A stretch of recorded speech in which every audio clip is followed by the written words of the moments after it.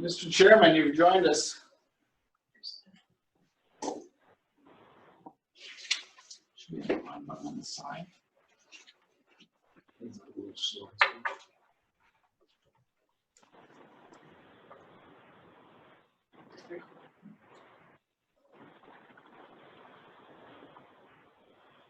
you.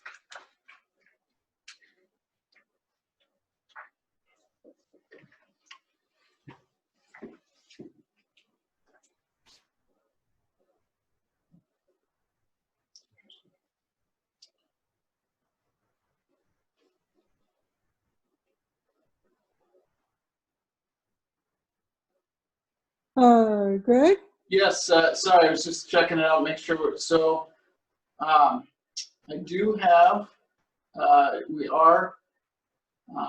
you can hear me, correct? I can hear you, but Okay. I see a message from Greg asking if we could hear him in audio, and I don't think we can. Unmute him. There he goes. How about now?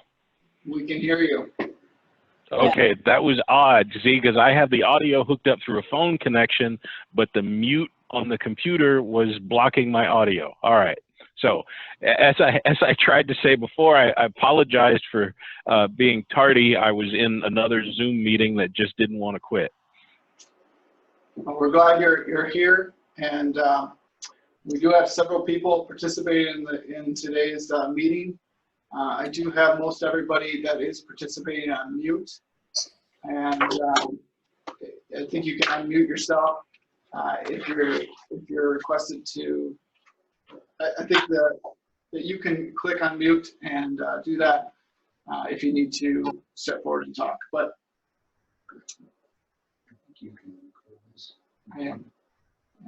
we are recording the Zoom meeting, so everybody is aware that we are currently recording the meeting through this Zoom technology. And Mr. Chairman, I'll give the meeting to you to get us started here. You can see I've got the agenda up on the screen for you.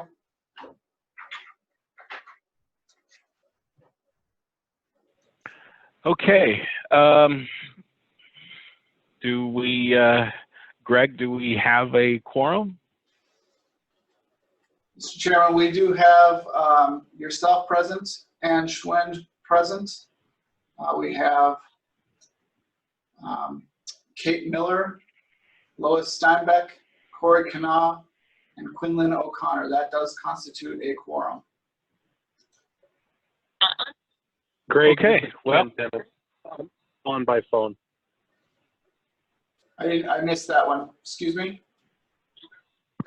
This is Ken Demmons. I'm on by a telephone only. Okay. Ken, what number are you participating on?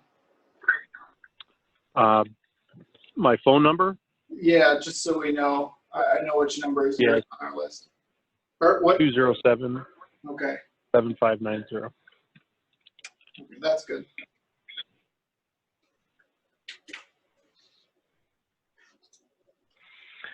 okay. Well, why don't we go ahead and call the meeting to order? And I believe we've just taken care of identifying who is in the meeting. So why don't we move to our first order of business, election of a vice chair. I'll open the floor to nominations, including self-nominations. Greg, can you hear me? Yes. Hi, this is Kate Miller.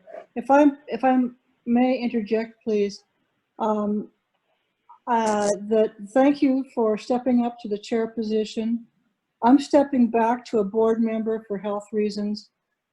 So you guys know I've got a separated rib, and it's extremely painful for me to sit in one spot for a while, and I have trouble breathing sometimes. And I thought, especially for the zoning meeting that's coming up, that may not, I may not be performing very well as chair. So you guys know that's all it is as far as I'm concerned. And thank you for stepping up, Greg. Thank you, Kate, and we wish you a rapid recovery. Thank you.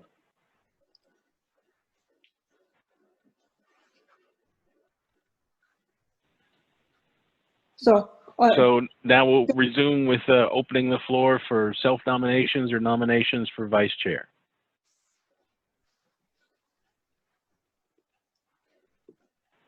This is Corey. I'd like to nominate Ann Schwend for vice chair, if she would be interested. Oh, Corey, I was just hitting the unmute button to do the same for you. I'll give you kind of the same response I had in January. I think I've got 3 meetings left before I term out. And I would really suggest that somebody else that has a longer future ahead of them maybe step into the vice chair position. Okay, thank you. I'm willing to accept that.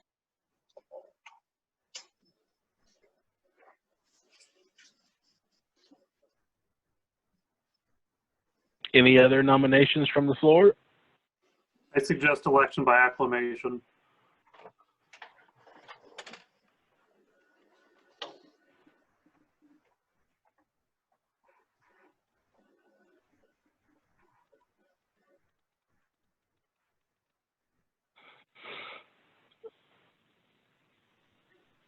All right, hearing no other nominations, Mr. McNally, would you like to do a roll call vote, please? Sure. I'll call each one of your names and then you can vote, and the vote would be to accept Ann Schwend as our vice chair. Greg Thomas, Aye. Quinlan O'Connor, Aye. Lois Steinbeck, Aye. Kate Miller, aye. Ken Demmons. Aye. Corey Kanawha, Aye. Ann Schwend. Aye. And I know Dennis is not participating tonight, but I just want to confirm that Morgan Anderson is not on the call. Is that correct? Sounds like it. So with 7 votes in favor, Ann Schwend, you are our new vice chair for the planning board.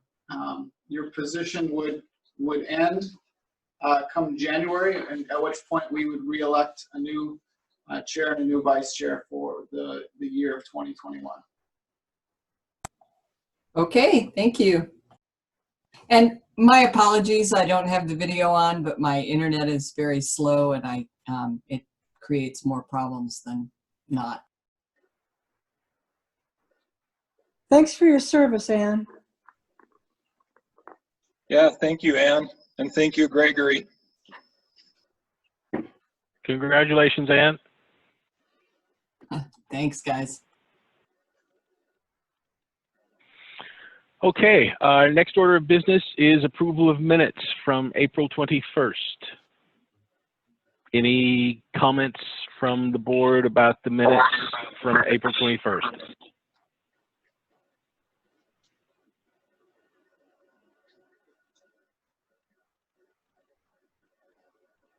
No Mr. Chair, comments here. I would move to accept the minutes as submitted. I second. Second? Kate Miller seconds.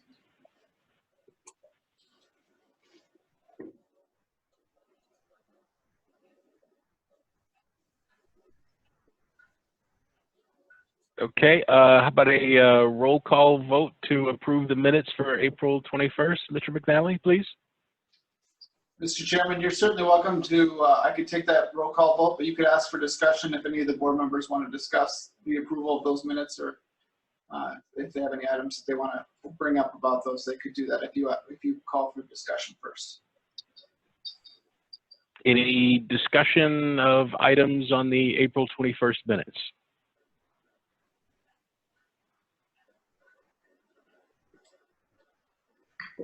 Nope.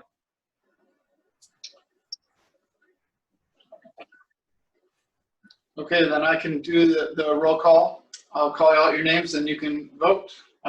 Greg Thomas, Aye. Quinlan O'Connor,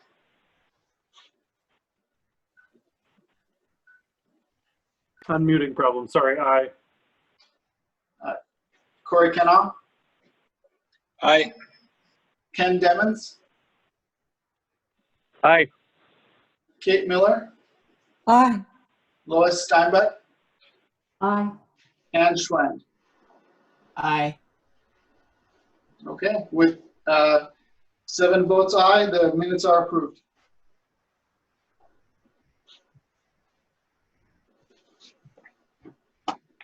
Okay, thank you. And the next item of business is getting into our work session, starting off with a discussion of meeting standard operating procedures that we will publish for the upcoming June 16th meeting.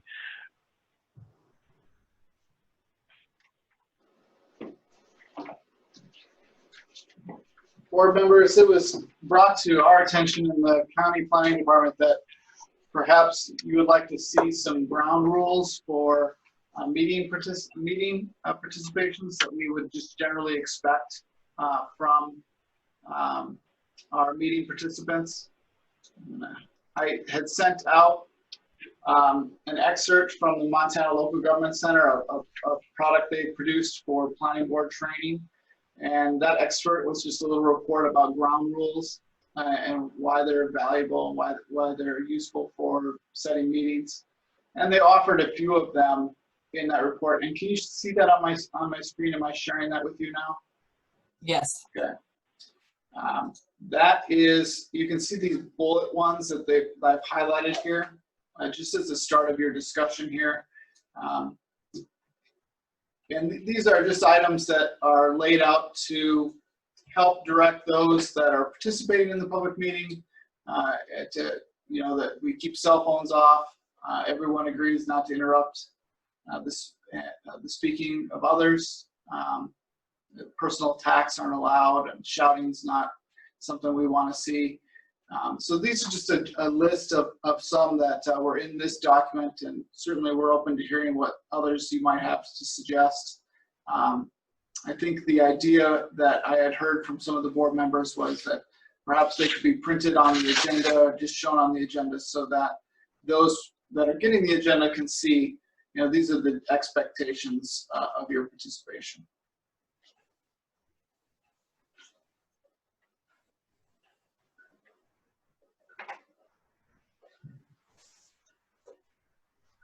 Yes, I like that idea, Greg. This is Kate. Mr. Chairman, this is Lois, and I like all the ideas that are listed in that bullet list. I think one other that we should have is that if people, please do not repeat something we have already heard. I don't see that exactly on that list. And I don't know whether the very first bullet, everyone agrees not to interrupt the speaking opportunity of others, if that means that we would discourage clapping or booing, but I think that ought to be part of it too. And I would just ask my fellow board members if that idea is incorporated into the first bullet there.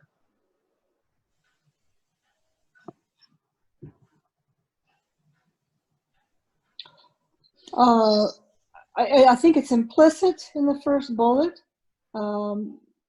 this is Kate, but it, you know, it wouldn't hurt to spell it out, I suppose. And another idea that was brought out at our training session was to please make all comments solutions oriented. Yeah, Yeah, if they don't like a certain regulation, then they should be proposing what the modification should be. Yes. I feel like there's some opportunities when we're having meetings to also sort of reiterate the ground rules and add some of those other pieces in there.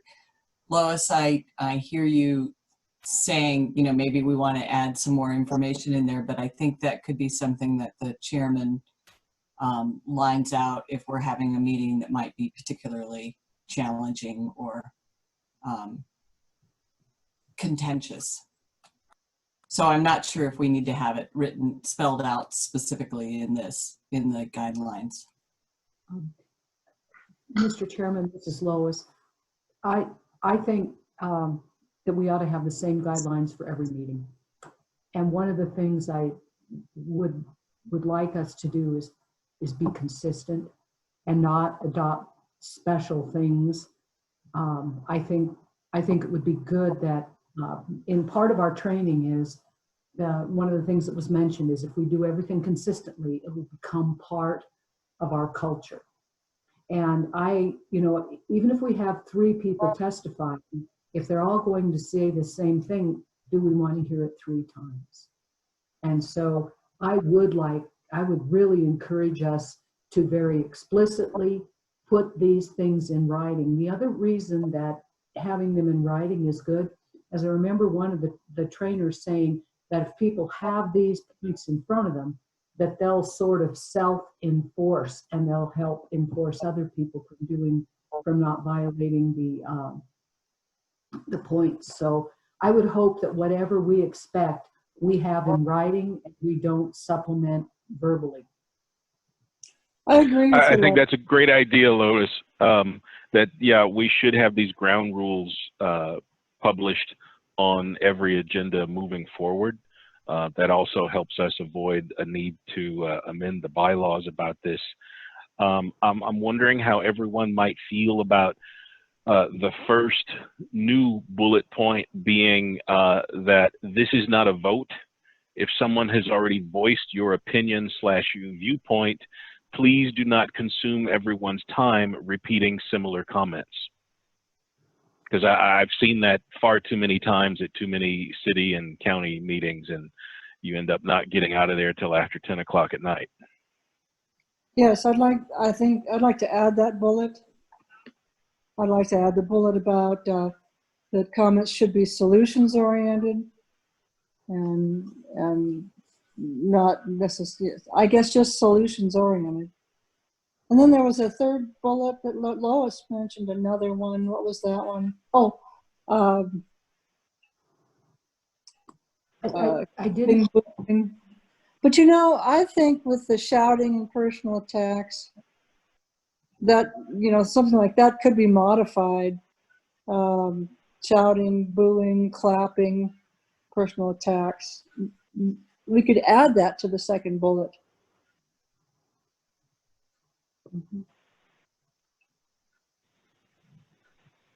Well, we could add to that and say that, you know, everyone needs to display dignity, civility, and respect. Ooh, I like that. Mm-hmm. Yeah, I was going to say, I want us to sort of take more of a positive approach rather than being punitive. I mean, I think it's important to have it written down, but if we're going to make some changes, let's set the tone for it being professional and with respect. Yes. Yeah, if we could just state that and then state that in place of shouting and personal attacks, because quite frankly, that may give some folks the wrong idea. I fully concur. I think stating that in the positive Because if the shouting then happens, the chair can move right in and say, these proceedings will remain civil. I like it.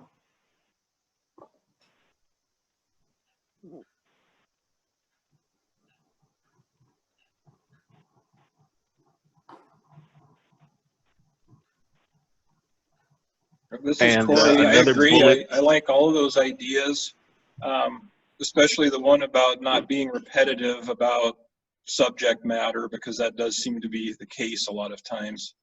So I'm in favor of those suggested changes. So board members, this is Peter Italiano. Great conversation and dialogue, really appreciate it.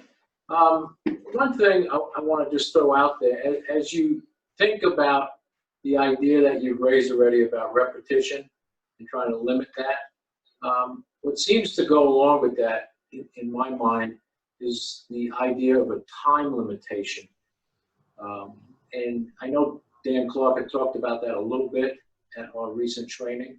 And I was just kind of curious if the planning board members had given that any thought, because it seems to be somewhat part and parcel to the idea of repetitive speaking.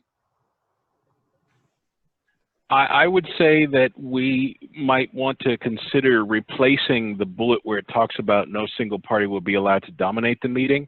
We could replace that with a statement that asks everyone to please kindly limit your comments to 3 minutes or less.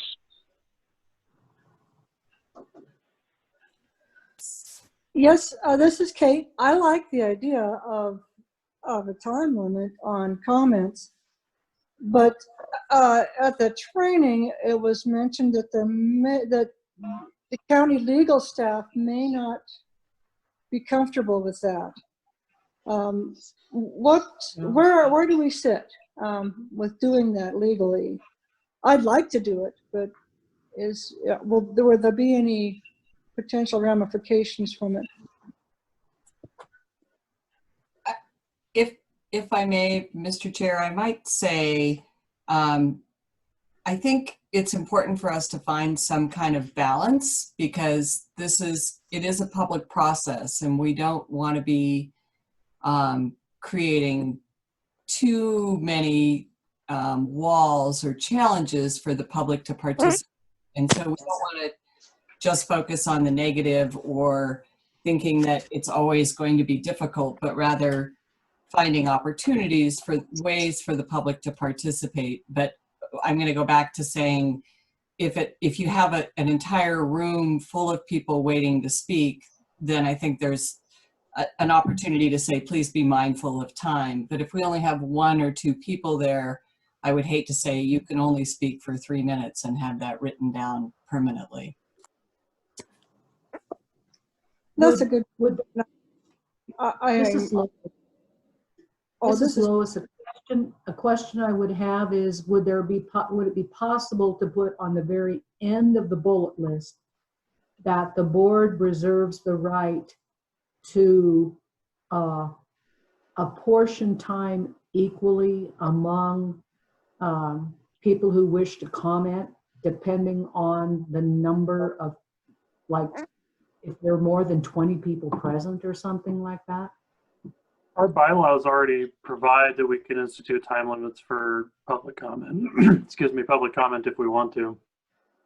I guess I would suggest the sort of softer approach of saying, you know, be mindful of time, be mindful, you know, if you agree with what's been said, say you agree with what's been said. If you disagree with what's been said, disagree with it, or, you know, however you want to phrase that. But I think that might be a slightly easier approach for something like ground rules, where we're trying to, you know, we want them to be the same at every meeting. And as you say, if one person is there and they want to talk for 15 minutes, that's going to be fine. Whereas the ground rules are going to, you know, we don't want them to change at the next meeting where there are 150 people present. And so it might be simpler just to say, you know, to reserve the right under, it's section 2F of our bylaws that allows us to limit time if we need to. So it might just be simpler to say, be mindful, be respectful of others' time, and, you know, frankly, the board's time for that matter. you don't need to restate what's been restated, and sort of roll those all into a series or one slightly longer bullet on that topic. Well, yeah, going back to the theme of trying to avoid sounding less than amicable, it sounds like perhaps maybe this could be set up with something to the effect of, please be mindful of everyone's time when speaking. And since we already have the ability to set time limits in the bylaws, then really it becomes a matter of, if someone seems to be taking an excessive amount of time and not really adding a lot of substance necessarily to the meeting, then we can simply interject and ask them if they're done or if they're close to being done.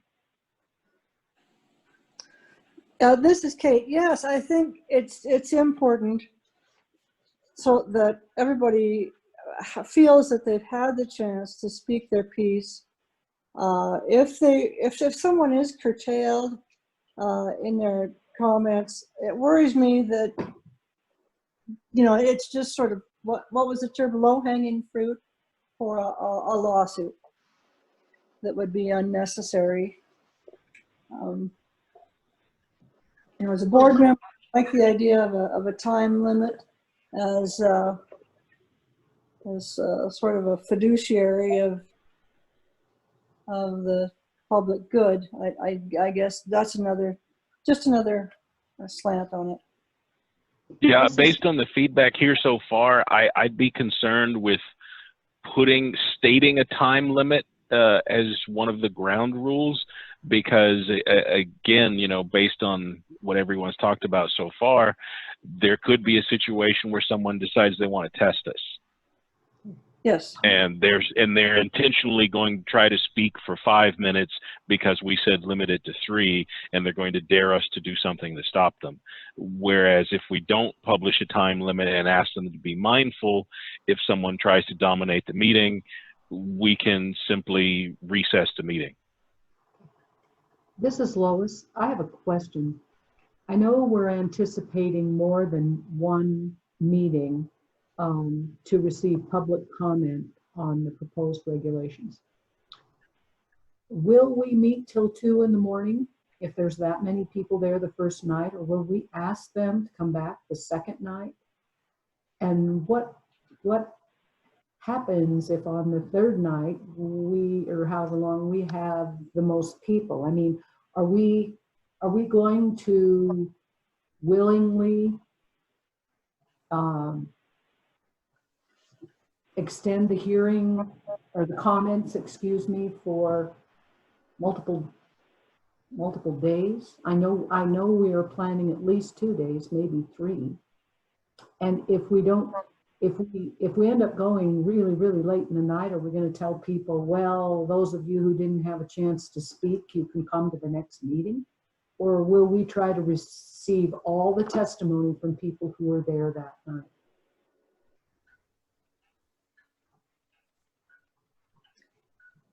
I think it's reasonable, this is Kate, to just say, okay, the meeting's going to last from 6 till 9 or something, whatever time we decide to wrap it up, and then say, we have subsequent meetings for those of you who feel that your viewpoints weren't heard. Make your comments then. Or make your comments in writing. Yes, yeah. Mr. Chair, members of the board, I would think that if there are a lot of people, we anticipate to have a lot of people in any particular meeting that we might have, where you think or there's an idea that we'll be going late into the evening. I certainly don't want to probably go beyond 10 o'clock at night. I think that's kind of a good cutoff, even maybe earlier than that. But you establish that and let the folks in the audience know in advance, like, hey, we're going to be concluding the meeting at this point in time. And we want to hear everybody's comments. However, if you don't have, speak to how they could still provide comment if they don't get a chance to get up to the mic. And it's a chance for the board to reiterate to those in the audience to be respectful of others and their time, and so that everybody can get up to the mic. there are certainly going to be some people that if we have to carry the meeting over, they would have to come and participate in the next meeting if we had to have one. So they'd have to come to 2 meetings to participate. But we could also encourage them that we would also accept their comments in writing as well if they, for whatever reason, couldn't make it to that meeting. Again, kind of having that discussion up front at the beginning of the meeting, so those in the audience have that expectations, I think is helpful to those members of the public, so they're kind of aware of where you're going.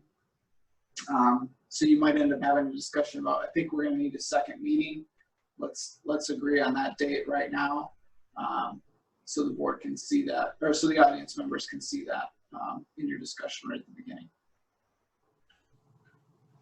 This is Lois, and Mr. Chairman, one thing we might consider is just announcing at the beginning of the meeting, okay, we're going to be meeting for 3 hours. There's 30 of you here. Can't do the math this quick. If you each spoke the same length of time, you would each get 3 minutes. We don't have to say that we're timing people or limiting it, but it would give them an idea that 20 minutes ain't going to be fair to other people. So that's just a suggestion.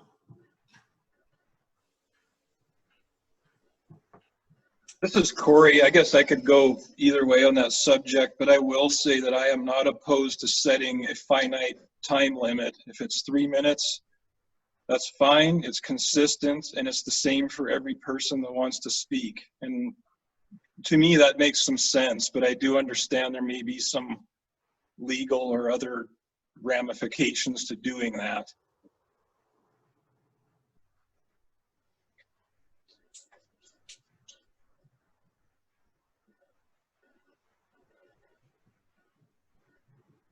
Is there, Mr. McNally, is there still going to be an option for folks to participate in this June meeting via Zoom, or are they going to have to show up at the fairgrounds?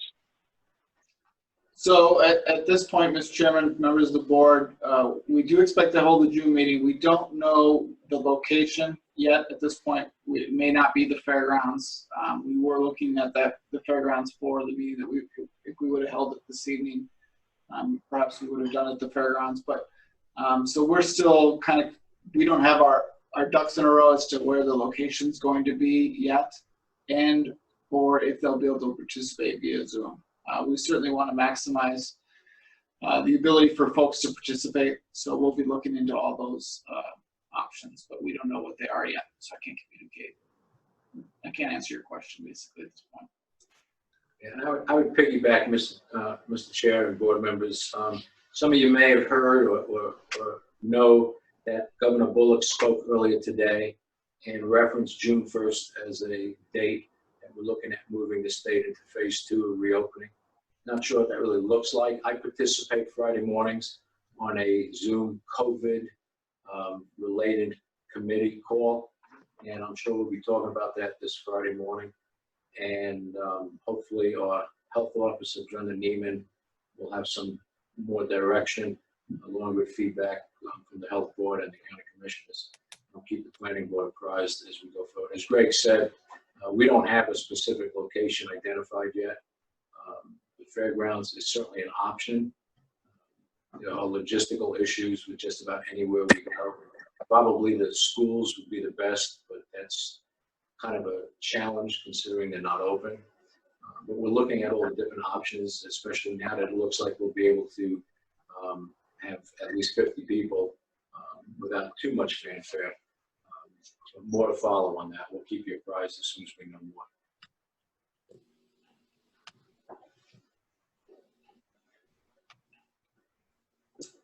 Let me just add something else, Mr. Chairman, if I may, and board members.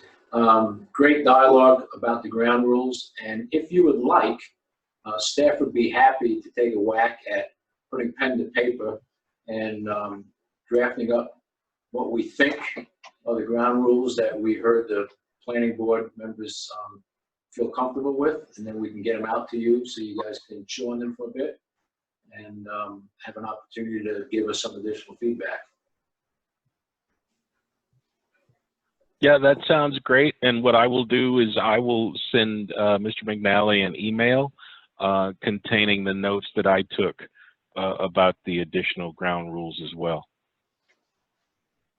Good.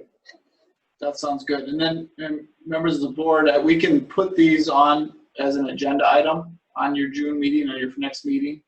And you guys could say, yep, let's put these include these in our documentations. And then right there, you've got a discussion of them, that particular meeting, but then they'll also be available if you vote on them for your future meetings as well.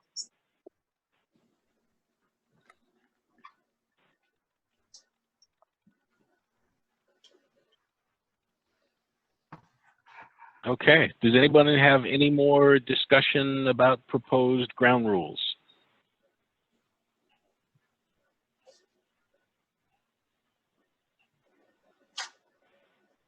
Going once, going twice. Let's go ahead and move to the next agenda item, please. Mr. Chairman, members of the board, your next agenda item is the discussion of our planning board bylaws. I did send out copies of the bylaws to all the board members. The bylaws that the county the consolidated city and county planning board operates on were last adopted in August of 2009, and it was, I believe, one of the members of the board indicated that maybe we should be taking a look at these bylaws. So I brought them up for a discussion item for this work session.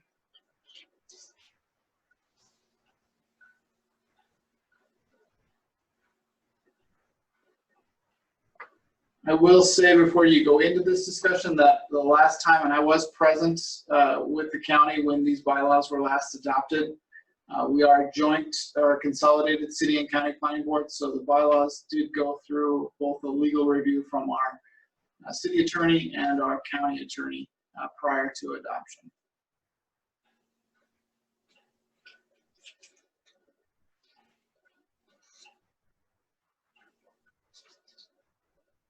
Floor is open for comments about the current bylaws.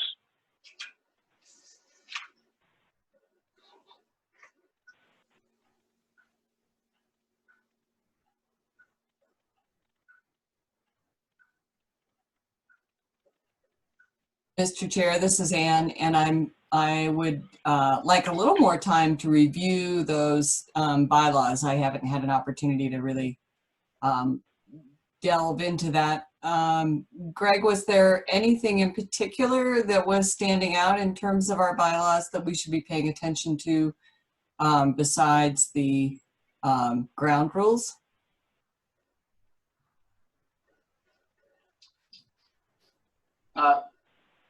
Members of the board, this is Greg, and so just it's going to be confusing for me just because you have our chair is named Greg as well. So I assume you're speaking to me, correct? Yes, I was. Sorry. So nothing in particular. Just the noted that they're kind of old, and maybe there was an opportunity in the discussion of ground rules that maybe they could be inserted in here. And I think we had kind of had a side discussion about that ground rules didn't necessarily need to be a part of our bylaws, but that could be something that's adopted by the board for just posting on the agenda. Because really ground rules are merely suggestions to the public. I mean, you're an expectation for participation.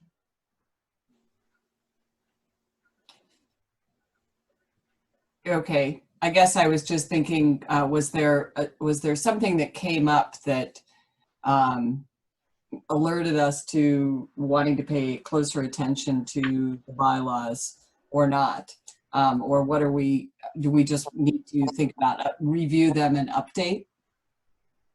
I think that at the training meeting last month, there was just discussion of the bylaws and whether that was the place to include the ground rules or something similar to that for meeting control purposes. You know, if there needed to be some evaluation for that purpose. At least so far as I'm aware in my, extensive 3 months on the board, that's the only discussion that I know of that we've had about updating the bylaws. So I think that might be all we were really looking at is really the ground rules discussion. And I would agree with Greg McNally that I don't think that we need to put the ground rules in the bylaws. I think our ability to run the meetings is well enough set forth, and we can use the ground rules as part of fleshing out what that means for the bylaw, from the bylaws for the public, and just helping to assist people in their public participation. So I don't know that we need to amend the bylaws for that reason. Thank you. That's helpful.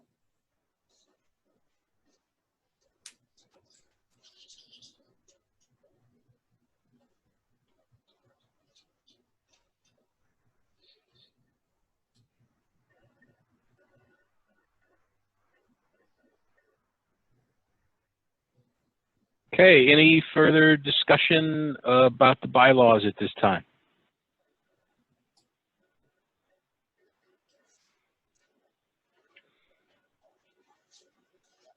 All right, let's move on to our next agenda item, please. Mr. Chairman, this is Greg McNally again, members of the board. The Helena Valley zoning regulations draft regulations and draft map have now been posted on our county's website since April 14th, 2020. We had originally been directed by the Board of County Commissioners to bring forth to you for a planning board meeting, the zoning regulations for your consideration on April 21st, 2020. That meeting had to be pushed back because of the pandemic. We rescheduled to May 19, 2020. That's today. Again, we pushed back because of the pandemic. We have now that meeting scheduled for June 16, 2020. At this point, we do continue to proceed with that meeting on that date. And as I indicated, we will work and notify you of when and where that meeting will take place and how that will take place. I'll reiterate that we are trying to make sure that the public is afforded the opportunity to participate both with the meeting and to provide comments either in person or in writing. And we will again look into other avenues such as Zoom, such as this, for folks to participate. So those regulations have been out and available for this board to look at and review. We thought that since we weren't going to have the public meeting on them today, that we would have the opportunity to hold a work session on those regulations if you had questions about them. I know that board member Lois Steinbeck has emailed me some comments that she had on the regulations. She could certainly share those with you tonight, just as she shared them with me. And anything else that you guys think you might want to go over on those regulations, we'd be happy to do that with you. Okay, thank you for that, Mr. McNally. Floor is open for comments, questions, concerns about the zoning regulations draft. I'm curious, this is Ken. Greg McNally, how have you received comments from the public, and how's that been going? Mr. Chair, members of the board, we received one letter of comment, and I believe it was actually sent probably in the mail before our regulations went public. We might have gotten it right after they went public, but and then we received another letter certainly after they've gone public, but that's the only public comment we've received to date that I'm aware of. There may be some stuff in our mailbox. Yeah, I don't think haven't seen it. We've been kind of watching for stuff to roll in. So we haven't had a lot of come in yet. Again, that could be, they could be waiting to participate in the meeting, or perhaps the pandemic has tied some folks up. I can only speculate. Mr. Chair, if I may, this is Kate. I've been taking a look at Facebook for the first time in my life. Now that I'm retired on my back, I'm looking at Facebook and looking at the Helena Lewis Clark Planning Board zoning, and some of the comments I'm seeing there Well, they mostly arise from the notion of a government land grab. And, but I am interested in what we may anticipate in terms of comments from the public. Other than this, does anybody else have any ideas, or the staff? You, Peter and Greg, you've held numerous meetings already. Are there any other comments that you're seeing, or maybe that we can just try to help us understand what the public concerns are? Mr. Chair, members of the board, yes, Kate, we received a fair amount of comment during the listening sessions around the valley. And we also had 2 meetings with county commissioners as small update meetings with regard to the status of the process. And at those meetings, we had staff taking notes from the public comment period time. And we have begun to assimilate all those comments and try to put them into categories. As you mentioned, there's a fair amount that have somewhat of a, public sector government land grab, if you will. There's a constitutionality rights issue, property values issue. So some of those are the themes that we're starting to see emerge.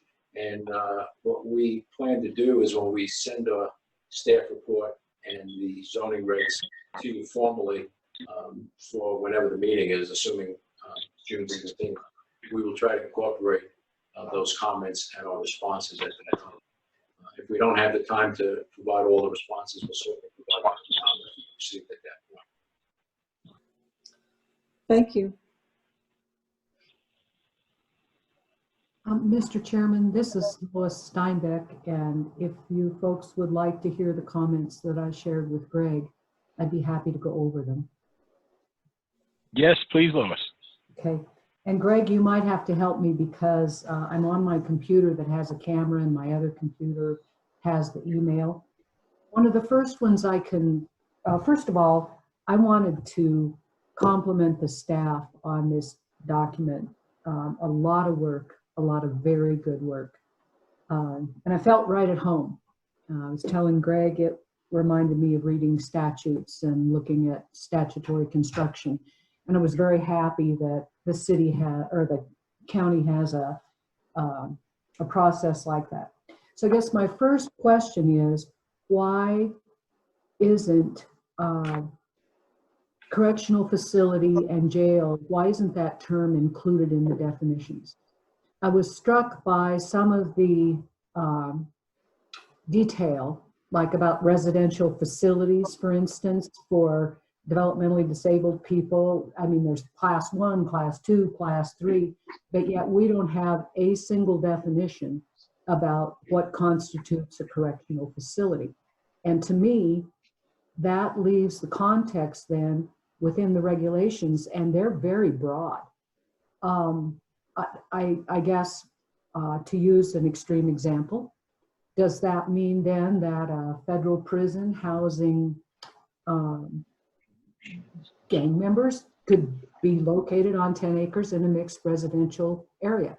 And I think given that for some of the other public health or public safety uses that are outlined in these regulations, that stood out to me, that the definition of what we mean by either a jail or a public or a correctional facility, it's just absent. And so, is that a new one? Yes, so Mr. Chairman and planning board members, Lois, to your point, the document that Greg just shared is a work in progress. The ink is very wet. So you can see what's at the part of the bottom of the screen right now is dated yesterday, or I guess today. And it tries to incorporate responses to a fair amount of the comments that you provided us. We haven't got through those yet. Above it are other comments that we found ourselves shortly after we released the document. And we can certainly go through all of these tonight. What we plan to do is the document that is out to the public right now is the document that's dated at the bottom. It says in large red block, draft April 14, 2020. And that will be the document that is the official document for public scrutiny. But as we get all these types of raised, feedback, whether they're from you or other planning board members or members of the public, the stuff that staff itself finds, we will compile an addenda, if you will, similarly in this format, most likely, with strike through and underlines to make it very easy for everybody in the public and the planning board members to follow along, as opposed to trying to insert it into the main document. Because then we wind up having to provide you with another 100-page document. It seems kind of awkward. So we, I'm sorry, wait. We had many, many more definitions originally proposed. And, we kept getting some feedback from different folks saying, let's just keep it simple and let's try to make the regs as easy to navigate since they're the first go really for the valley. And really, I think as for a lot of the reasons that you raised, Lois, we do need to have a definition, and in part also because in the CUP or the conditional use permit section, we define it, so we need to have a definition for that. Now, whether or not this is the definition that is the right definition or not, or a definition that the planning board members are comfortable with, it's just here so you guys can chew on it and we can have that dialogue. But as you started to allude, Lois, there's a lot of different levels from the local county lockup all the way up to a federal penitentiary. I think we need to be precise in how we want to define that. Well, and I agree, because if you decide you want to enforce these regulations regarding a jail facility and we don't have it defined, I don't think you can. I mean, if you want, yeah. Again, I don't necessarily want to put the planning board members on the spot tonight and have you, do a thumbs up or a thumbs down that you like this definition. And remember, please, if I don't repeat it multiple times, I apologize, but tonight's a work session, so we're not here to really get any kind of formal decision from you on anything. It's really just an opportunity for a discussion point. And to the extent that you want to wordsmith something, give us a call or email us. That's exactly what we're looking for. And we can have the dialogue tonight too, if you have something in more detail that you want. So. I guess I kind of leave this stuff up to the professionals, because and you also have legal advice, which I'm working without. So do you want me to go through the other comments, and if Greg has responded to them, we could look at that? Or Greg, do you just want to show what you've done in response to some of the feedback? Well, actually, Lois, I have a question that's kind of related to the topic that we're on at the moment. Okay. Is it okay if we go to that and then I'll turn the floor back over to you? Sure. Okay. Mr. McNally and Director Italiano, I was wondering, since we're on this topic about the definition of the jail and correctional facilities, I think another one that comes to mind is like group homes, such as sober living homes. Because my understanding is in Montana, there's no requirement under the real estate codes for such dwellings to be pointed out to someone who's about to purchase a piece of property. And at the same time, I'm wondering about, is there any intent on developing any regulations around someone having to obtain some sort of approval before using a house to turn it into some sort of group home or sober living home, etc.? So, Mr. Chairman, members of the board, under our definitions, we have community residential facilities, type 1 and type 2. Type 1 facilities are principal use that's allowed in the zoning, and we have to allow that. we have to allow at least a type 1 community residential facility. The type 2, we can be a little more, we can have some more control over that. We do have that listed as a conditional use at this point in time. And those are included in the definitions. Okay, great. Thank you. Back to you, Lois. One of the other comments I had in the definitions section is that home business is defined by referring to the regulations. And I know that this is not the same as statutory construction, but legally, the definition, I think, needs to precede about the regulation. So if home business is going to be defined within the regulation, then I think we take it out of the definition section. My suggestion would be that we not refer to the regulation as the definition. And I don't know if you found that, Greg, after we talked, but it's under home business. And I know that home business is pretty specific, and if it can just exist in the regulation, I don't think we need it in the definitions. So, Mr. Chairman, members of the board, we do have a section for home occupation. It's section 16 of the regulations. We purposely left out the definition in the definition section. That was done intentionally. Typically, a home occupation has criteria that's associated with it. So what you might have as a business in your home might be a home occupation and may meet that definition. For us, it's the consideration of the criteria in the section on home occupation that's important. And we did not want someone to go to our definition section and say, I'm good to go, I meet this definition. Because really it's not just meeting the definition, it's also meeting the criteria that would allow for a home occupation to present itself. So we've intentionally produced it or presented it in that way. That was an intentional act of our staff. I think the way that home occupation is described in the regulations is very good. I liked it. I thought it was concise. I guess I just was kind of surprised that in the definition section, it refers to the regulation. But if people are comfortable with that, that would be fine with me too. And I know when I speak like that, I know that we're not the deciding authority. We're just making recommendations. One other question I had, do you think it's necessary to define a term like findings of fact? Or is that, do you think that's self-evident to most people? Because I know later on in the document, you talk about findings of fact, but it's not explained in the document to a layperson what that is. And I don't know if I remembered to put that in my email to you, Greg, or not.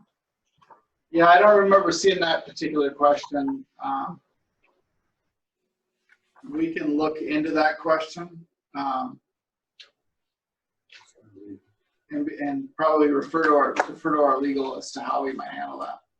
Yeah. I would suggest that it's probably well enough defined in the case law that it doesn't need to be defined here. A finding of fact is just a term of art, as are conclusions of law. Okay.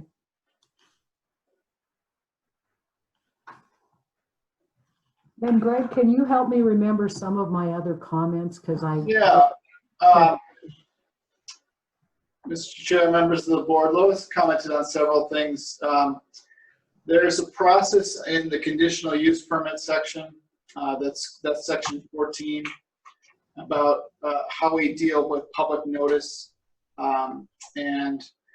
Her question was, well, what happens if we don't do the public notice? And there is in that public notice requirement a remedy in that we could seek out, let's say we missed somebody. We're supposed to notify 10 people. One of those property owners wasn't notified. We could seek that person out and allow them to provide a waiver that says we're aware of the situation and we can still go forward. You can still go forward with your thing, with your item. And Lois asked, well, what happens if they don't sign that waiver? And is there a remedy for that? And the short answer is no. We would have to redo that public notice. So if we don't get the notice right out of the gate, we need to redo it. And that can create problems for us, particularly if we have an item before us for a meeting that day, and we just determined that, you know, we missed the notice.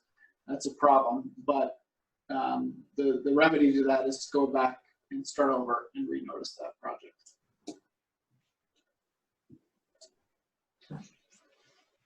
Another item, there is some discretion allowed in the regulations for the zoning administrator to grant an administrative variance on a project. And Lois, you asked if that was maybe too broad. You can certainly add to that if you'd like. Well, what happens is the administrative variance, the way I read the regulations, and I can't quite put my fingers on it here, is that the zoning administrator can look at a list of criteria, and I can't remember what the criteria are, and if the amendment is less than 25%, and I didn't know how the 25% was calculated.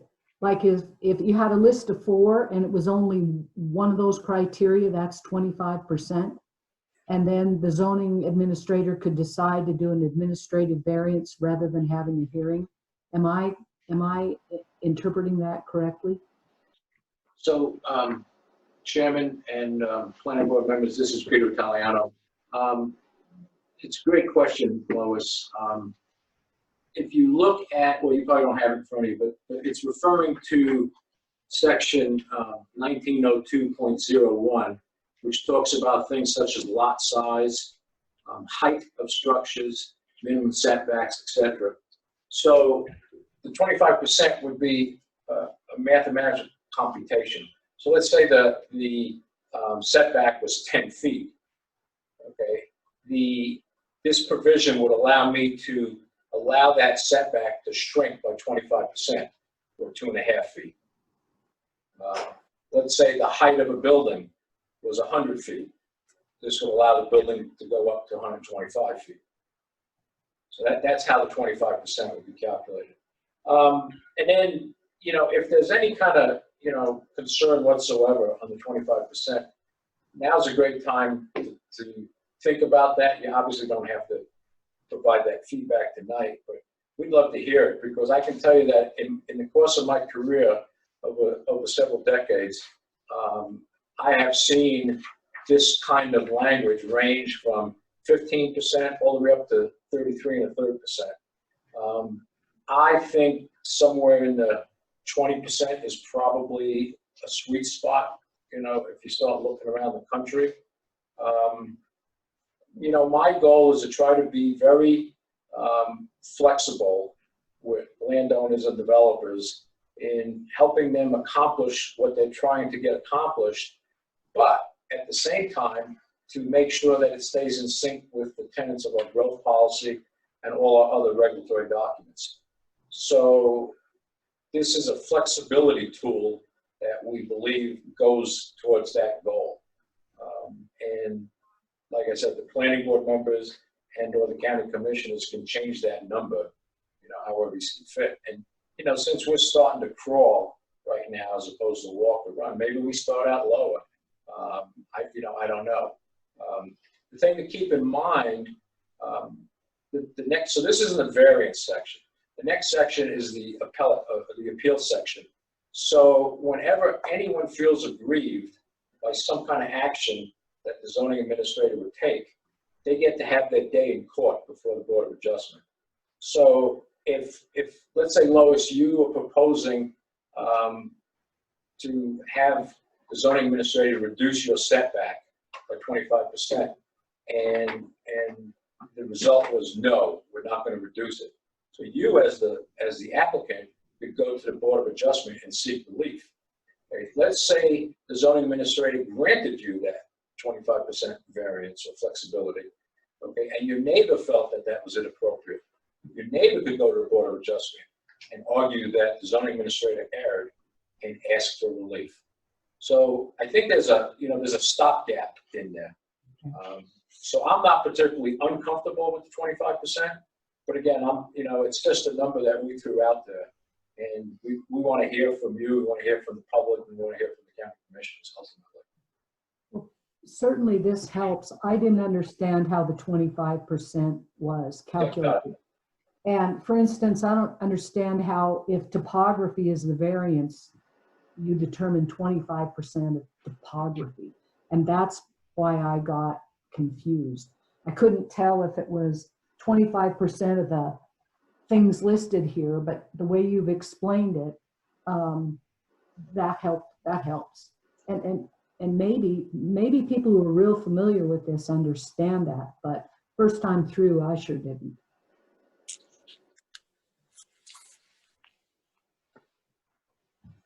Mr. Chairman, members of the board, another item, Lois, that you had was a discussion about the amendment to a CUP process, and that's again in section 14. It's under 141602, amendment of an approved CUP, the administrative provisions there. Yes. It's on page 1414. And you pointed out to items 2 and 3 under 141602 and asked if they were contradictory. Yeah. And we reviewed that. Peter and I have reviewed all that today, and we are in agreement that it doesn't create a contradictory situation, that the procedure outlines if there's public opposition, if there's no written public opposition and the project meets the criteria, then the project could be approved under that administrative process.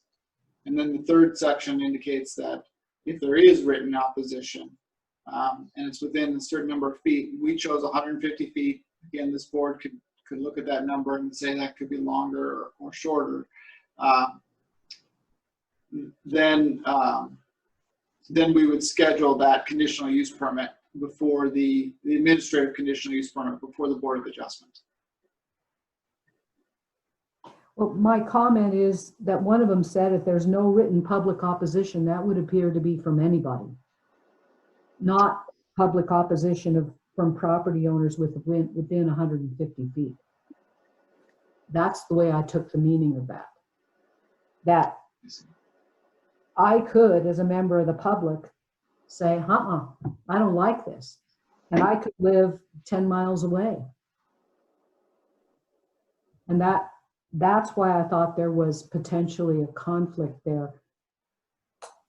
And I think if you want, if there's no written public opposition from property owners within 150 feet, it ought to be in both sections.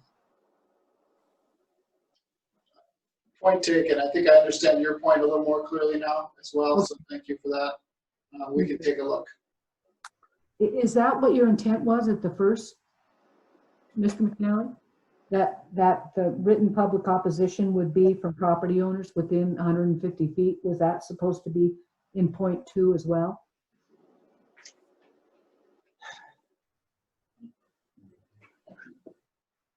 We need to kind of look at that. It's been a while since we just re-looked at it this morning, but since drafting, I can't remember what. Yeah. Mr. Chairman and members of the board, this is Peter Taliano again. This is one of those things that when you spend so much time in front of the keyboard writing the document, you kind of go blurry-eyed. Clearly, the intent of the first section is to comply with the concept of that 150 feet. So we probably need to clarify that because it's implied, but I don't think it's explicit. But since you mentioned the 150, Greg and I did talk about that. Just to put it in perspective, we're talking about 10-acre parcels, right?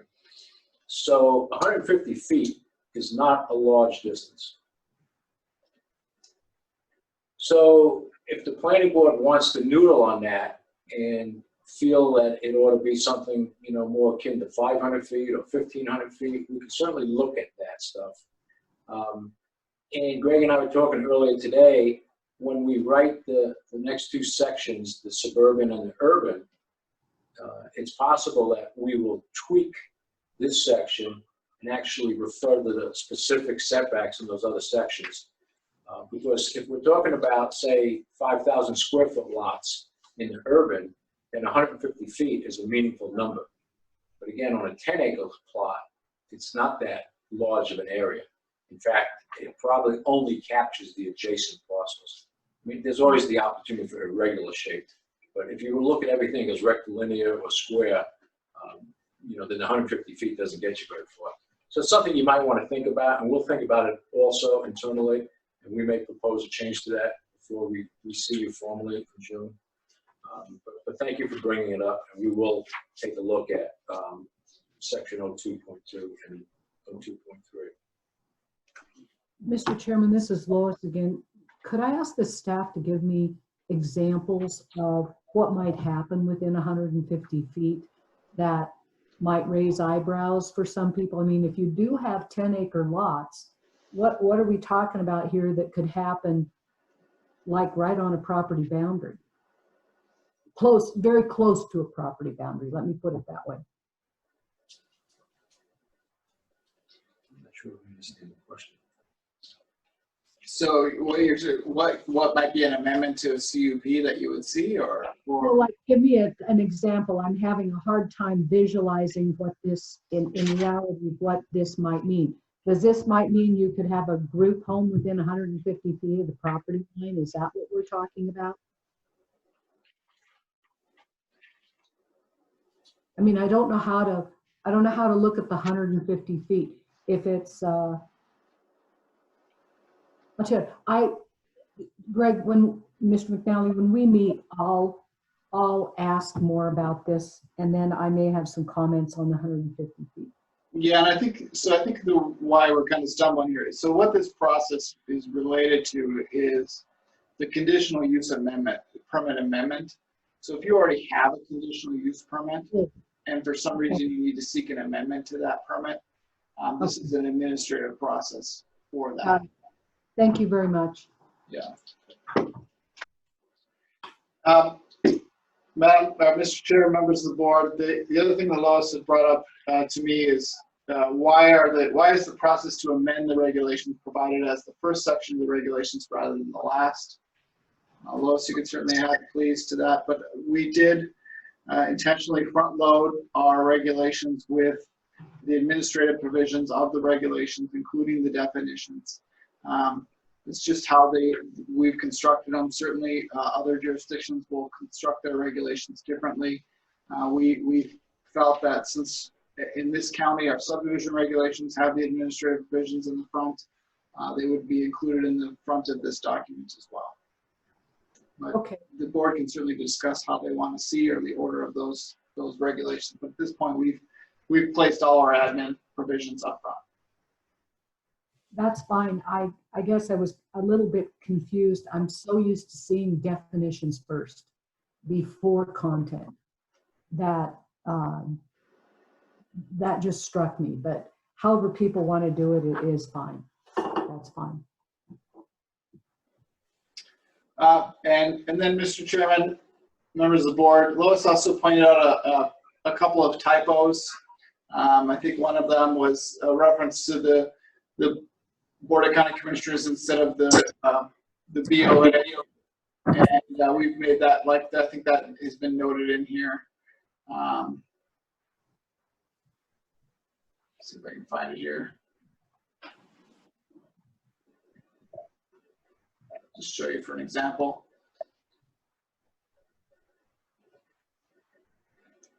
I don't know why I'm not seeing it. The change from the board of, we had the BOA listed instead of we had the B. So it's under 1413.021, which I don't think we put in here yet maybe, but it was a reference to the BOCC instead of the Board of Adjustment, but that's a change that we'll put in. And so what you see on your screen right now is just we're sort of starting to document some of the changes that we've noted, as well as some of the things that Lois has pointed out. You'll see another document when you get the regulations before you that'll actually show all of these and show them in a more in a specific way. So this is just kind of our working draft of this document at this point. Oh, there it is right there. I knew we had put in. So we're just trying to make these adjustments as we go. Lois, you had also identified several style and grammar type things. And I've since reached out to you and indicated that I'd be happy to sit with you to go over those with you specifically. And we could hit them up one by one if you're agreeable to that, which I think you did mention you would be. And I'm sure the board would appreciate your editing abilities.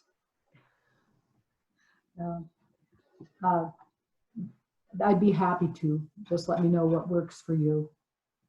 The rest of the things that I would identify don't change the meaning or policy decisions of the regulations. So they're just kind of like internal consistency, for instance, in capitalization.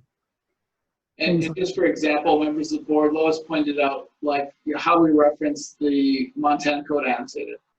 In some cases, we're not consistent. Sometimes we present it as, 76.3.201 MCA, or we say M.C.A 76.3.201. So just providing some level of consistency in that presentation, and certainly we can do that. In addition, things like making sure that each section of the regulations is presented in the same layout. So on the first page, the title of the section is in bold in some sections, and it's bolded in others. To make that consistent throughout. Those are the types of things that I believe, Lois, you've captured and that we'll be discussing.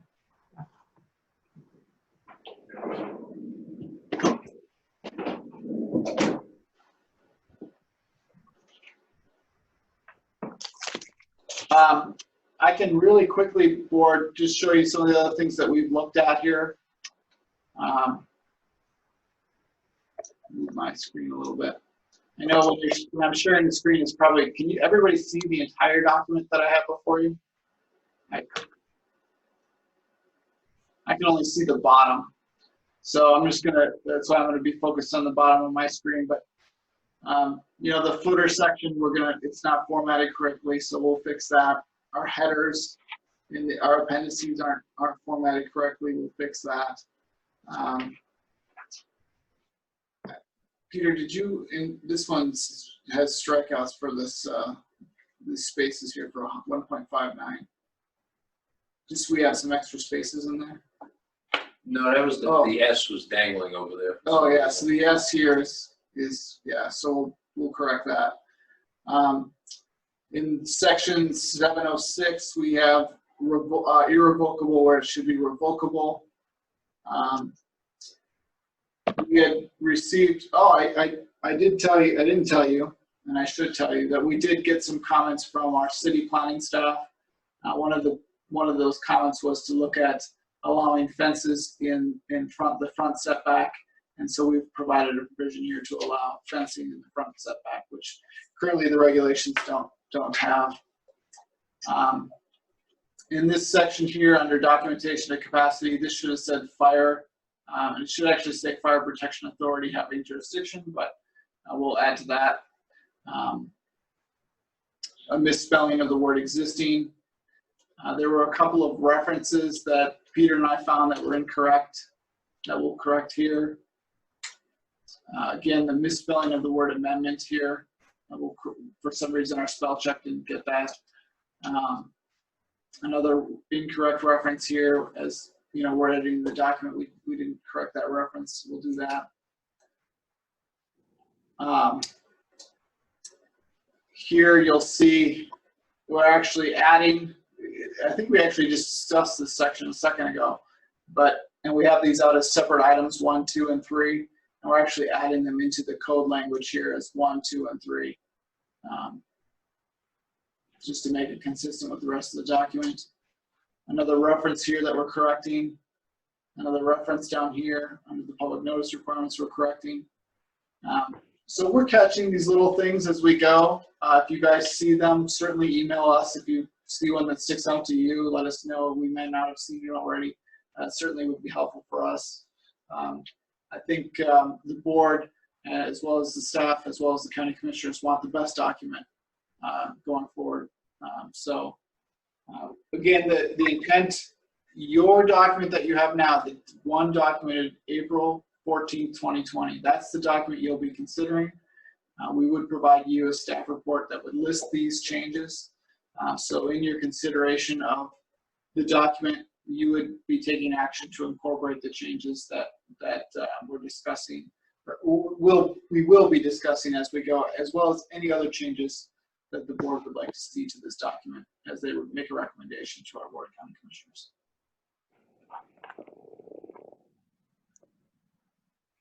Greg, this is Kate. Hello? Yes, Kate. One question I have, it may be very specific, is rather specific, but since I don't have a copy of the MCAs in front of me, maybe you can address this. Under agriculture, we define agriculture, and I presume agricultural activities, under two separate areas of the MCAs. My question is rather specific. What if somebody wants to move a pig farm in the middle of a residential area, or cattle raising, or something like that? Do these citations cover an instance like that? My concern is from wastewater disposal and groundwater protection. I didn't see it in the definitions or anywhere in the zoning regulations that were discussed, and so I'm assuming it would be under the definition of agriculture. Would that cover these types of situations for groundwater protection where we've got drinking water wells nearby?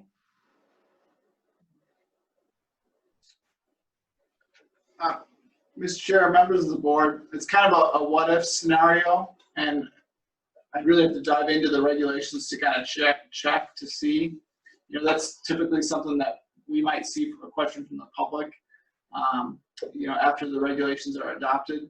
And typically we would, there might be more to it, and we just want to make sure we capture everything before we make a response. Yeah. I might add, Mr. Chairman, members of the board, as you can imagine, agriculture in Montana is an important focus, and that is borne out in the state statutes. There's quite a bit of specificity in MCA with regard to what is agriculture and how those agricultural elements may not occur. So we were trying to be sensitive to not creating built-in conflicts with MCA, and where we can use the CUP or the conditional use permit process to address to whatever extent the statute would allow us some of those impacts, like environmental, as you mentioned, water and sand. But there are also other state processes that may come into play with regard to spacing of wells and what's called a mixing zone, with regard to how septics are put in. And if you take something like a feed lot, we can get into a whole protracted dialogue whether a feed lot is an agricultural or an industrial land use. But those obviously have some real groundwater potential issues. So we're, you know, if there's something specific you want to talk about, feel free to give either Greg or I a call or an email, and we can try to delve into it more. But our goal was to try to be sensitive to how MCA addresses agriculture and not tread all over that unnecessarily. Right. I guess the question is rather more broad. If an area is zoned as residential, or mixed use, then would animal, I guess, what qualifies as agriculture in that scenario? If an individual buys a house that in an area that's 10-acre lots, for instance, under the regulatory scenario, and at some point, could they expect to find pig raising or pig feeding or a cattle operation across the fence from them? That's the reason I'm bringing this up, and maybe you can't answer that at this point, and it has to be a case-by-case scenario. But Mr. Chairman, members of the board, and I don't think we mean to punt the question, but I think that the regulations are quite supportive of agricultural as it's defined by the MCA, and does allow agricultural uses as a permitted use. Again, we are talking about some 10-acre tracts of use. So we do reference those state statutes, and so we would, to dive into your question, I'd really have to go back to those state statutes to see where that fits. Okay. But we do recognize the value of agriculture that is out there in the valley, and we wanted to make sure that it was allowable as a principal use, as it's defined by the state. I might, this is Peter Italiano, Mr. Chairman and members of the board. Again, as Greg was saying, and I mentioned earlier, we really tried to be sensitive to not trampling on agricultural rights. And again, what we propose in the rural area will not be a mirror image of what you see when we bring the suburban and the urban. Those would have more restrictions in certain areas and less restrictions in other areas. So when you go back and look at section 7 in your packet, which is the rural mixed use area, we start out with a list of principal uses. And then, as most land use documents, we then go to the next category, accessory uses. And those are the types of things that are ordinary incidental to the principal uses. And then we get into the very lengthy list of conditional uses. But because we proposed to limit parcels to one principal use per parcel, it became apparent quickly, because of the existing development pattern in the valley. When you look at the map in the breadth of the rural area, what is happening in one area of the valley it's not homogeneous. So we thought we came up with a fairly creative way to add flexibility and also afford neighbors a certain degree of comfort of what they may or may not see. So the last category of uses, which is on page 7-4, is called special exception uses. And basically, you get to pick from both the principal bucket and the special exception bucket. So you can have a residence as your principal and agriculture as your special exception. Now, what that doesn't really do, I believe, Kate, is answer your specific question. I think what you want is a comfort level as a neighbor. What exactly can my neighbor do under agriculture? And again, we're trying to stay within the confines of MCA. So we can talk you through what MCA says, but at this point, it's not our intent to be more restrictive and try to limit agriculture with a conditional use permit. I understand. I understand. Thank you. You've addressed my question. Thank you very much.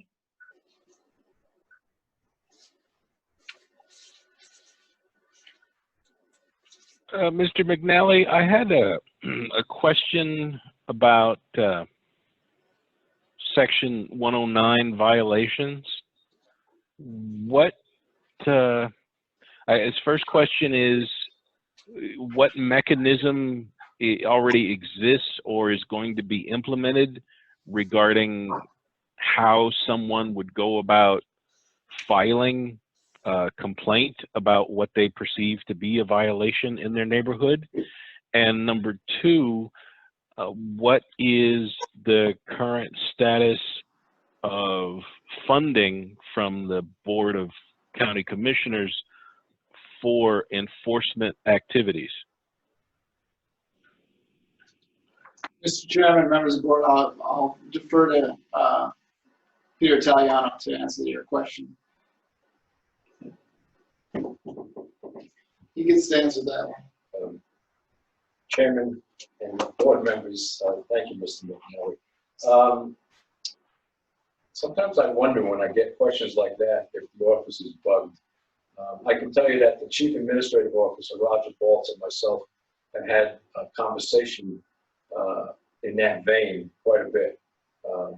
I think the point really that you're making is as we implement, assuming the county commissioners adopt zoning regulations, and as we implement them, it makes sense to assume that neighbors will call or write and ask the county to look into a potential violation. And obviously, with that assumption comes an increase in workflow. So at this point, we haven't really looked at additional budgeting for any kind of code enforcement situation. Hopefully, we don't see an immediate surge, and we can just reallocate staff time from different functions within the office, deal with that on a case-by-case basis. I think we're gonna, again, because this is the first time for the Valley that we're adopting zoning of this level, we don't really have a baseline to judge by. We're gonna have to kind of, keep track and go with each budget cycle, trying to figure out what that looks like. And again, a lot of that is dependent upon what our citizens are interested in, what level of enforcement they're interested in, and how they communicate that to the county commissioners, their elected officials. At one level, at one end of the spectrum, you can say code enforcement only occurs on a complaint basis. At the other end of the spectrum, and I'm not suggesting that would fit in the Helena Valley at all, but the other end of the spectrum, code enforcement can be more aggressive and be something that is done on a regular basis with or without complaints. And I'm not suggesting that at all. I suspect we'd be looking at more of a complaint basis. And that's not too inconsistent with how we deal with generic complaints and violations today, whether they have to do with subdivisions, whether they have to do with junk vehicles, some kind of septic issue, even something. They tend to be based on complaints. So I don't know if I've muddied the waters or not, Dr. G, but that's kind of where we're at right now. It's a work in progress, if you will. Thank you for that, Director Italiano. On that same vein, then, is the Board of County Commissioners providing you with some sort of management reserve in case of some sort of spike and you need additional funds to be able to address enforcement actions? Chairman and members of the board, I think that is a dandy idea. And if I have your permission, I will quote you when I meet with the budget committee in a couple of weeks. I'm only kidding. The short answer is no. I don't mean to be flip, I apologize. But there is built in countywide and even within my department, there are some reserves built in. So I think, there's a lot of options. Clearly, one option again, if we were to be, and again, I can't even imagine, if we were to be into the proactive side and looking at least an FTE, that would be a particularly challenging budget hurdle. But considering my belief and support for something more akin to a complaint basis, it would be part-time at best. And even if we couldn't muster the free time within staff, we could use temporary, workforce, through agencies and things of that nature. So at this point, I'm not too concerned about it, to be quite honest. Okay, thank you. And going back to the mechanism question from earlier, will there be a web form that folks can go onto the county's website and submit items for investigations about a potential complaint And whether or not there will there also be an option where someone could print out a form and mail it in?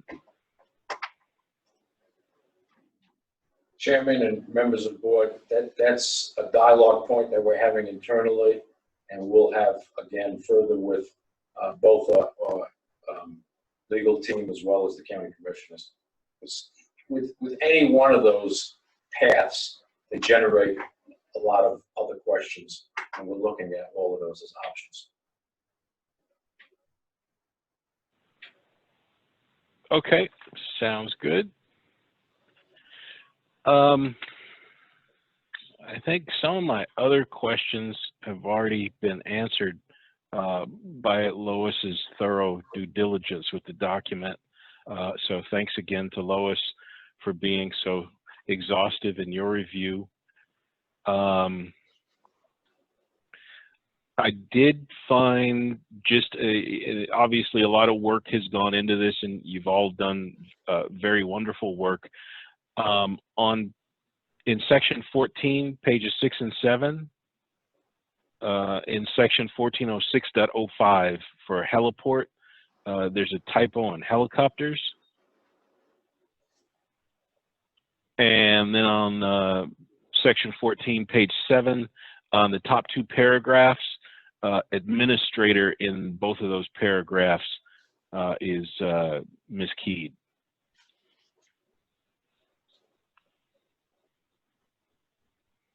Got it. Thank you.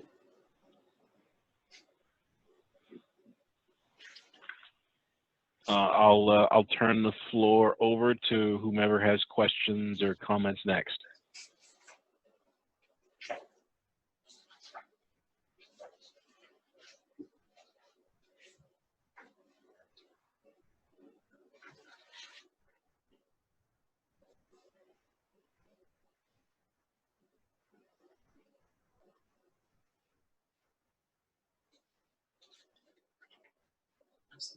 It looks like Lois is talking, but Lois, you're on mute. Thank you. And it was so profound, I tell you. Anyway, I thought most of the edits I had weren't substantial, but there's one here that I was wondering about, and it's on page 14.5, and it's item under A under the exploitation phase. And it says the plan for the exploitation phase should show the development as planned rather than shall. Is that really discretionary? Chairman and members of the board, thank you for catching that. It'll be shall. Okay.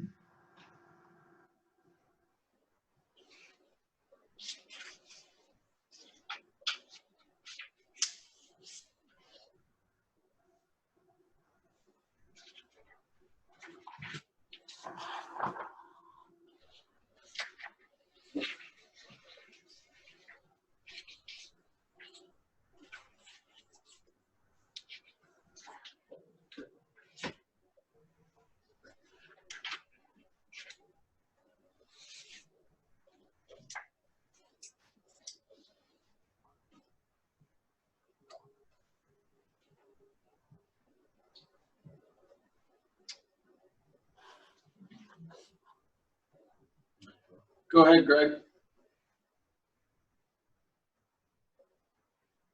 Greg, did you have, I don't know if there's any additional comments or anything like that. I'll turn it back to you. Yeah, no, I did not have anything else at the moment, so the floor is open for everybody else. This is Kate. I have no further comments.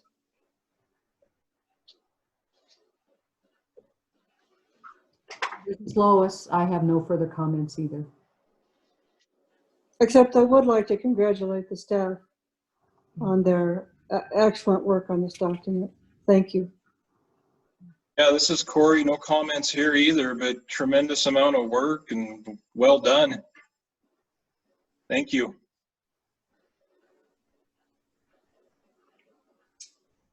So, Mr. Chairman, members of the board, it sounds like we're at that point where the there's not much left to discuss on the document.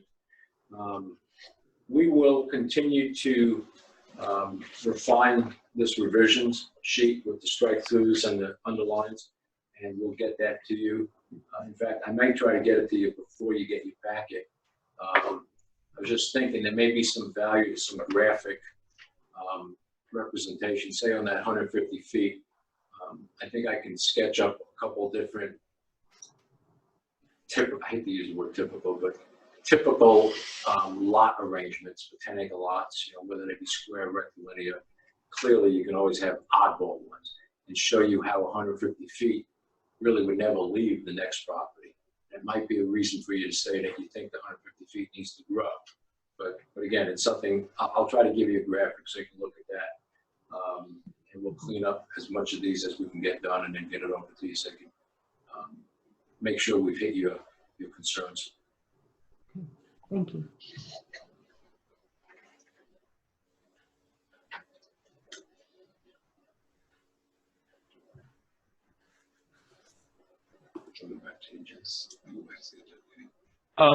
So it sounds like discussion is pretty much concluded on the zoning regulations at this point.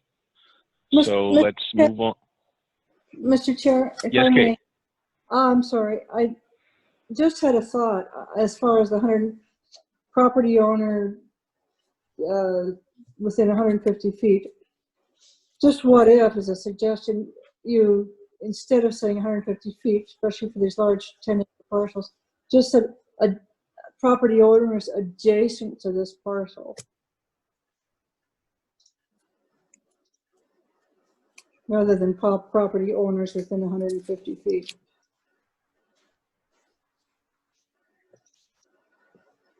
Just throwing it out there. So I'll take a whack at responding to that. So, Mr. Chairman and members of the planning board, it's certainly not uncommon to see in land use documents some kind of language that Kate is suggesting. So rather than a numeric value, whether it be 150 or 1,500 feet, to just say adjacent or contiguous, adjoining, abutting, etc. And that's probably the most lenient and/or flexible, if you want to look at it that way. And then as that, if you apply numeric value, you would assume it would become more restrictive and grow beyond that first tier of adjacency. So again, as Greg said, this is the rural area, it's 10-acre density. Just round figures. It's cowboy math, so don't hold me to it because it's 8 o'clock. If you did square lots at 10 acres, you're around 650, 660 lineal feet on each side. And, if you did say a rectangle, that something different than that, but, common, you'd see 350, 375, 400 with a short leg, and maybe somewhere around 1,200 for a long leg. So if you start thinking in terms of those dimensions, clearly the 150 is pale. And it's more akin to something like urban or suburban. And if we simply did adjacent or joining lots, then it gets you out there to that 650 to 1,000 plus. And maybe that's adequate. So I'll shoot you a graphic, but it's something to keep in mind as you noodle on this over the next few weeks. So I think it's worth talking about some more. Thank you. Yeah. I have no more questions or comments. I promise. Okay. Any other comments about the zoning regulations before we move on? Okay. Next, the item that I have for other business, before I turn it over to staff for other business, Director Italiano, I'm equally concerned that we have the right venue and the right processes established for June 16th. And I would really appreciate it on behalf of the commission and, quite frankly, the public as well. If you'd please be so kind as to, I guess, confirm with Mr. Baltz that we could please have Drinda Neiman personally provide some type of sign-off approval for whatever venue is finally chosen and for whatever processes will be in place for distancing the public as well as distancing the commission from the public. Mr. Chairman, members of the planning board, I will absolutely take that under advisement and bring it up on our COVID call on Friday. I'll also talk to Mr. Baltz tomorrow about it. I have a scheduled time with him tomorrow as well. So thank you for bringing that to a point, and we will try to figure it out as we muddle through this new time, that's for sure. Thank you. So for any other business, I'll turn it over to you, Mr. McNally. No other business for the county planning staff for the board today.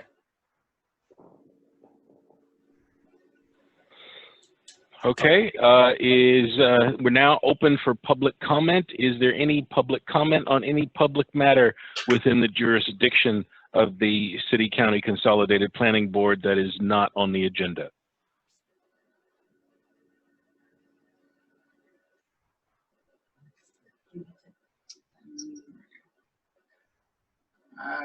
Let's see here. Mr. Chairman, I'm just going to make sure I unmute everybody here so they have the opportunity to provide comment if they'd like.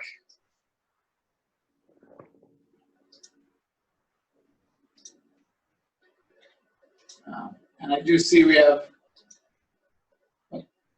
I guess I've requested Maxwell Milton to unmute, and I've requested Abigail St. Lawrence, who are both listed as present, to unmute. So if they have any public comment now, they have an opportunity to do that. Thank you, Mr. Chair and Greg.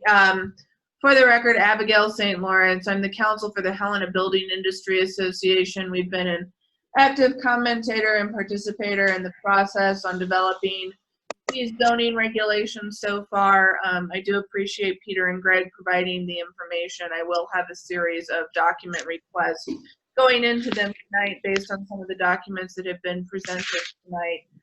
HBIA is in the process of preparing written comments. Those will be submitted to the planning staff in time to get those distributed to you prior to your June 16th meeting. So I don't have any further substantive comments this evening, but thank you. Greg, I don't have any comments. I was just checking in to get caught up. I haven't been in the loop, so I was trying to get caught up in what's happening. So thanks.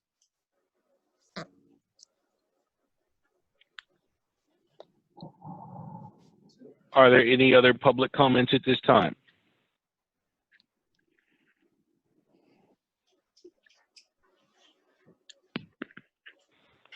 Okay, hearing none, one final thank you to staff for your exhaustive and wonderful work, and this meeting is adjourned. Thank you. Thank you. Thanks.